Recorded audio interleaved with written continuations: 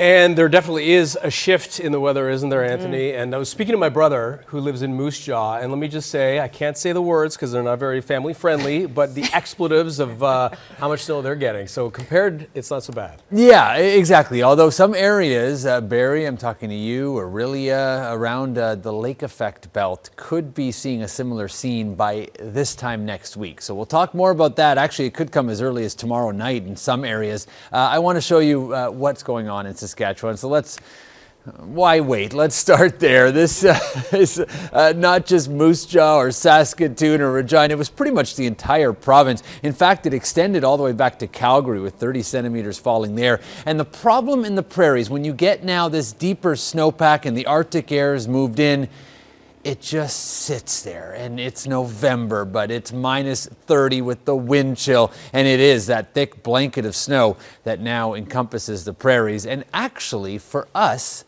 the fact that there's snow in the prairies means that when the Arctic air arrives, it stays colder longer, and it is going to get definitely colder by the time it arrives here this weekend. 5 degrees right now, +5. So it is raining at Pearson Airport. Winds from the east at 13 kilometers an hour. There's just enough chill for parts of eastern and central Ontario that it's either freezing rain or snow tonight. And this is just the beginning, as I mentioned. The temperature here tomorrow starting to cool down throughout the day thanks to winds that'll be westerly 30 to 50 kilometers an hour. So it's a blustery day.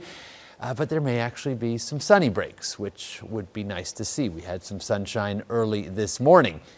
As we go ahead in time, all that cold in the prairies, it starts to move. Now, the Great Lakes, all 5 of them, are at a record warmth level for this time of year. So very mild Great Lakes, and now this below seasonal air that's moving in.